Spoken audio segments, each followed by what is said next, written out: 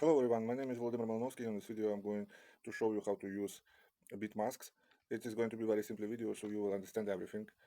This video is it's very simplified video, but it is very good to understand because it's very complex topic. It's not very complex, it's very confusing topic. So I'm going to simplify everything and show you how it works. So let's start.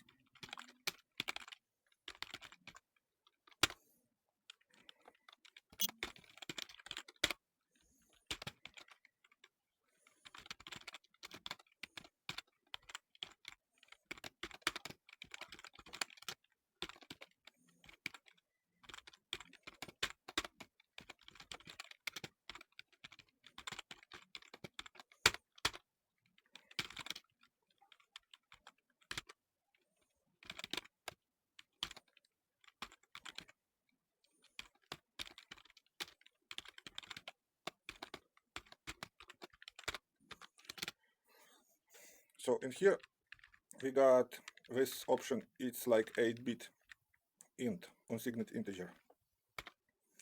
So there are two ways to test. I'm going to pass only one option. This is one parameter, but it is going to trigger a few different if states and print different stuff. So this is how bits are mostly uses in various on different applications, wherever it's graphic application on any. But you might never see this code because it works like behind the scene. So I'm going to continue, but it's going very simple video. What I'm talking about? I'm talking about there are a few different ways to determine those bit sets. So we can, let's say, a very simple way.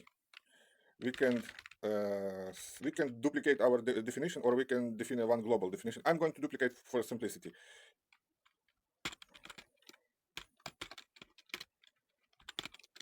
So it equals 1, but I can write it like this. This is the same, and also this is the same. Its memory, it's going to be stored like this. This is. And for example, I need one more.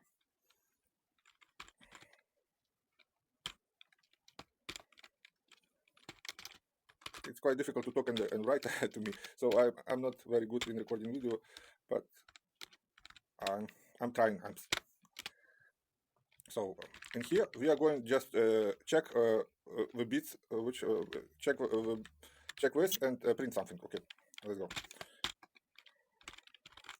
But we need to compare this with something, so we need to like define some previous code.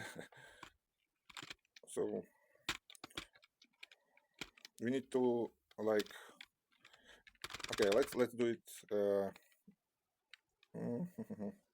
That's kind of not very interesting way. Let's define it globally. It would be better.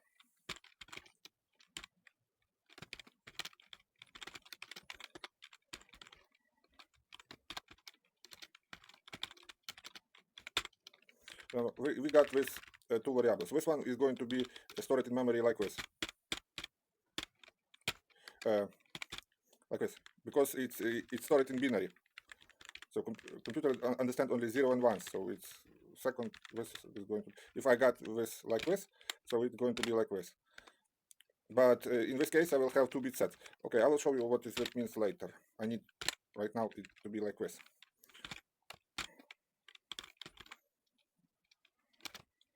This operator allows to check bits,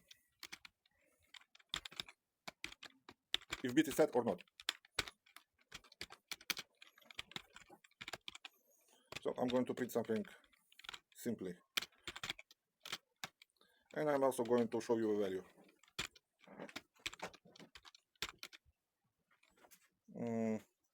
So let's end it with new line.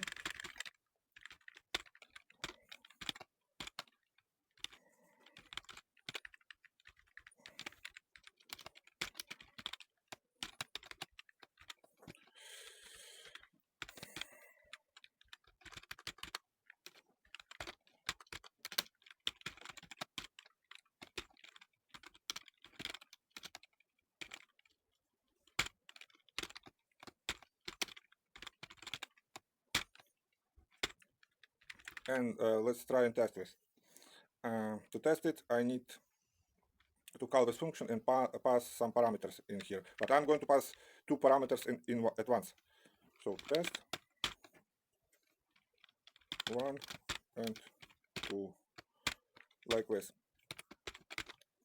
So let's try and compile this code.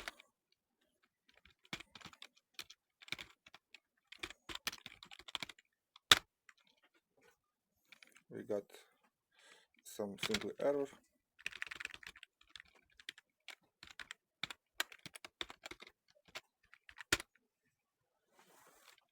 So let's run it.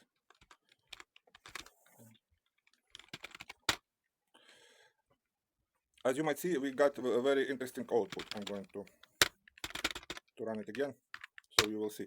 See, it says in both cases we have number 3. But why it happens?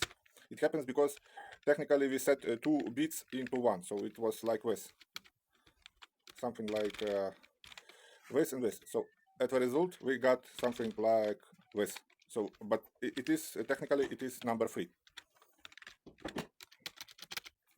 So this is why it prints number 3 in both cases. So I think it was very simple example, and now you understand better how it works. So thank you for watching, and see you next time.